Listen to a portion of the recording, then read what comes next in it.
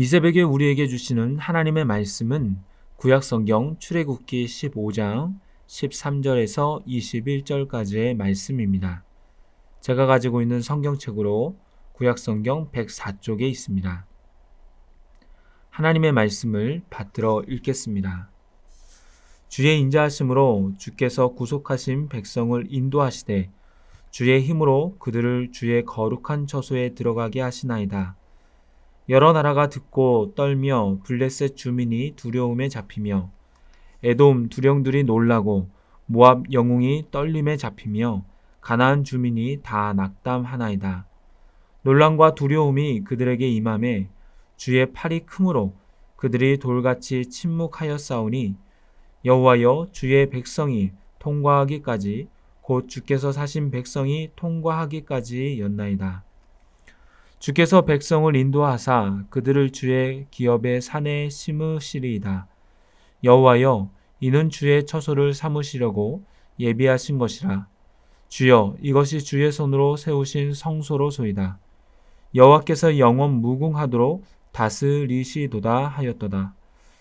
바로의 말과 병거와 마병이 함께 바다에 들어가매 여호와께서 바닷물을 그들 위에 되돌려 흐르게 하셨으나 이스라엘 자손은 바다 가운데서 마른 땅으로 지나간지라. 아론이 누이 선지자 미리암이 손에 소고를 잡음에 모든 여인도 그를 따라 나오며 소고를 잡고 춤추니 미리암이 그들에게 화답하여 이르되 너희는 여호와를 찬송하라. 그는 높고 영화로우시며 말과 그 탄 자를 바다에 던지셨음이로다 하였더라. 아멘. 이 시간 모세와 미리암의 찬양이란 제목으로 말씀을 나누도록 하겠습니다. 1절부터 12절까지가 모세의 노래의 전반부였다면 오늘 본문의 13절부터 21절까지는 노래의 후반부에 해당합니다. 그는 13절에서 주의 인자하심으로라는 말을 사용합니다. 주의 인자하심으로 주께서 이스라엘 백성들을 구속하시고 인도하셨다는 것입니다. 인자하심으로 번역된 히브리어 헤세드는 은혜, 충성, 충실, 선함이라는 뜻으로 이것이 하나님께 적용될 때는 언약에 근거한 신실한 사랑을 의미합니다. 이스라엘을 구속하시고 인도하신 그 은혜가 그 구원의 이유가 아브라함 때부터 이어온 하나님과의 언약에 있다는 것이죠. 또한 주의 힘으로 그들을 주의 거룩한 처소로 들어가게 하셨다라고 합니다. 하나님이 계획하시고 하나님이 이를 추진하시며 그곳에 하나님의 지혜와 그의 힘이 들어가게 되면 그 일이 진행될 수밖에 없습니다. 어떠한 힘도 하나님의 힘을 막을 수 없고 어떠한 세력도 주의 힘, 즉 하나님의 힘을 이길 수 없습니다. 그러한 주의 힘이 이스라엘을 주의 거룩한 처소로 인도한다고 합니다. 여기에서 주의 거룩한 처소는 가나안 땅입니다. 사실 가나안 땅 자체만 보면 거룩한 땅이 아닙니다. 모세가 들어가려고 하는 그 땅은 현재 아모리 족속이 살고 있는 이방신을 섬기는 땅이요 도덕적으로 타락한 땅입니다.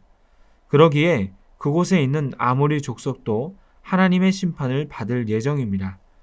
하지만 하나님은 이스라엘 백성들을 들어가게 할 이 가나안 땅을 거룩한 처소라고 하십니다.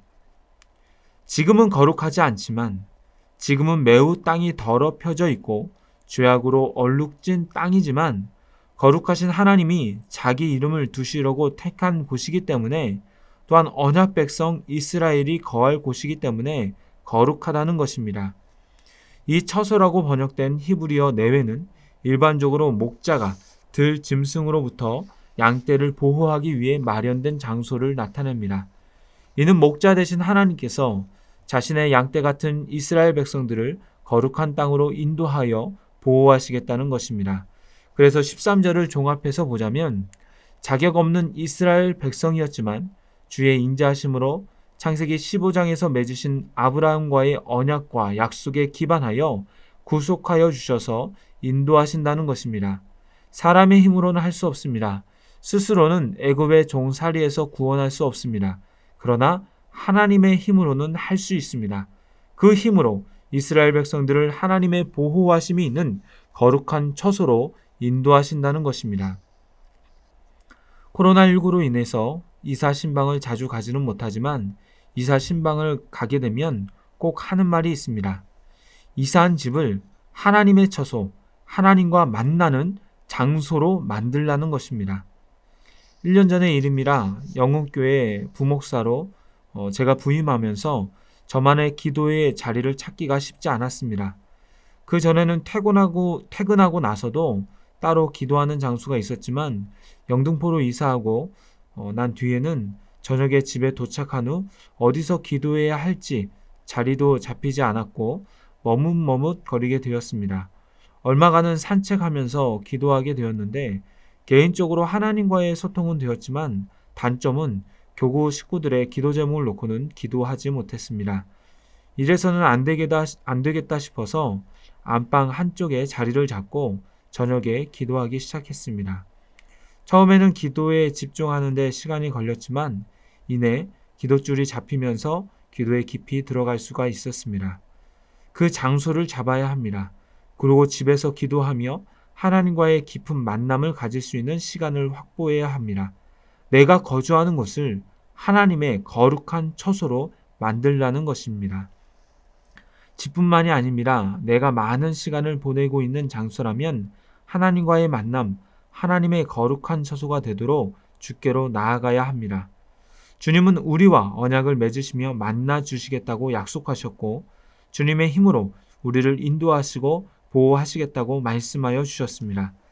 그렇게 해 나갈 때 어떠한 일들이 일어납니까? 14절과 15절을 읽겠습니다. 여러 나라가 듣고 떨며 블레셋 주민이 두려움에 잡히며 에돔 두령들이 놀라고 모압 영웅이 떨림에 잡히며 가나안 주민이 다 낙담하나이다. 또한 16절에는 주의 팔이 크므로 그들이 돌같이 침묵한다 라고 합니다. 하나님의 인자가 하나님의 힘이 이스라엘 백성들을 인도하니까 주변 나라 백성들이 다 두려움에 사로잡히며 떨며 낙담하고 돌같이 침묵할 수밖에 없다는 것입니다. 이렇게 13절부터 18절까지 모세가 하나님을 찬양하는데요. 그런데 이 일이 일어난 일입니까? 아니면 아직 일어나지 않은 일입니까? 사실 아직 일어나지 않은 일입니다. 이스라엘은 이제 막 애굽에서 빠져나왔고 아직 블레셋이나 에돔, 모압, 가나안 주민에게는 애굽 군대가 홍해에서 전멸했다는 소식이 전해지지 않았습니다. 하지만 모세는 하나님을 찬양합니다. 미래에 되어질 일들을 찬양합니다. 주의 인도하심, 거룩한 처소로 인도하심, 주변 나라들의 낙담 등을 찬양하고 있습니다. 우리의 삶에도 이러한 찬양이 있었으면 좋겠습니다. 지난 일에도 감사해야 되지만 미래에 이루어질 것들을 기대하며 찬양했으면 좋겠습니다. 걱정을 하나님께 올려드리는 것이 아니라 하나님이 나에게 행하실 은혜를, 그것에 대한 감사를, 그것에 대한 영광을 하나님께 올려드렸으면 좋겠습니다. 이렇게 모세가 찬양을 인도하며 이스라엘 백성들이 모두 따라 부르는 것이 1절부터 18절까지라면 21절은 아론의 누이 모세의 누나인 선지자 미리암이 손에 소구를 잡고 모든 여인도 그를 따라 소구를 잡으며 찬양하는 것이 나와 있습니다. 21절에 보시면 너희는 여호와를 찬송하라. 그는 높고 영화로우시며 말과 그 탄자를 바다에 던지셨음이로다 하였더라. 미리암의 찬양은 21절 한 절이지만 하나님의 구원의 내용을 축약해 놓았습니다. 너희는 여호와를 찬송하라는 것입니다. 또한 그는 높고 영화롭다는 것입니다. 또한 말과 그 탄자를 바다에 던지셨다는 것입니다. 사실 이 내용은 1절의 찬양의 반복입니다. 1절과 같은 내용입니다. 찬양이란 반복입니다. 하나님의 구원과 그 은혜를 매번 재현하며 매번 반응하는 것입니다. 한 번 했다고 끝나는 것이 아니라 반복적으로 찬양하는 것입니다. 론 케놀리라는 찬양 사역자가 주도하는 찬양팀이 있습니다. 20여 년 전에 좋으신 하나님, God is so good을 찬양하는데 각 나라의 사람들이 각자의 언어로 등장하면서 찬양을 부르는 것을 본 적이 있습니다. 지금도 기억에 남는 것은 같은 의미고 같은 가사이지만 각 나라의 언어로 춤을 추면서 악기를 치면서 찬양하는 것이 인상 깊었습니다. 좋으신 하나님, 좋으신 하나님, 참 좋으신 나의 하나님. 이 얼마나 간단한 찬양입니까? 그런데 이것을 계속 반복해서 찬양했다는 것입니다. 목소리로만 불렀다가 악기로도 불렀다가 크게도 불렀다가 작게도 불렀다가 계속 부르다 보면 내가 찬양하는 것이 아니라 찬양이 나를 이끌고 하나님께로 나아가게 하는 것을 경험할 수가 있습니다. 미디암과 여인들도 그러했을 것입니다. 20절과 21절을 보면 미리암이 선창을 하고 그 뒤에 여인들이 따라 부르며 계속해서 반복적으로 1시간이든 2시간이든 여호와 하나님의 구원을 찬양하며 불렀습니다. 그들에게 행하신 하나님의 일들을 찬양하며 춤추며 악기를 사용하며 찬양했습니다. 찬양은 이렇게 반복적으로 하는 것입니다. 반복하며 나아갈 때 힘이 있습니다. 이제 말씀을 맺도록 하겠습니다. 오늘 말씀의 제목은 모세와 미리암의 찬양입니다.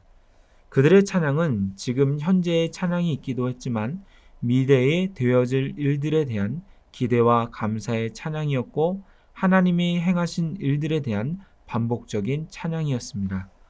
오늘 우리의 삶에도 이러한 찬양이 흘러 넘쳤으면 좋겠습니다. 현재 코로나로 인한 걱정과 염려의 한숨이 아니라 하나님이 나의 삶에 새로운 일들을 행하실 것을 기대하며 먼저 감사하고 먼저 찬양했으면 좋겠습니다. 계속해서 찬양하며 나아갔으면 좋겠습니다. 그렇다면 그 찬양을 받으시는 하나님께서 우리의 삶을 우리가 고백한 찬양대로 바꾸어 주실 줄로 믿습니다. 기도하겠습니다. 살아계신 하나님 아버지 감사합니다. 우리에게 예수 그리스도를 통한 구원을 베풀어 주셔서 그 구원을 찬양하며 감사할 수 있는 찬양의 제목과 감사의 제목을 주시니 감사를 드립니다. 또한 지금도 우리와 함께 하시기에 알 수 없는 미래지만 주님께서 우리와 함께 하시고 지키시고 인도하신다는 것을 또한 그 사실에 대해서 안정감을 갖게 하시니 감사를 드립니다. 그러기에 우리가 늘 하나님의 은혜에 감사하며 오늘도 내일도 살아가는 저희들이 되게 하여 주시옵소서. 이 모든 말씀 예수 그리스도의 이름으로 기도드리옵나이다. 아멘.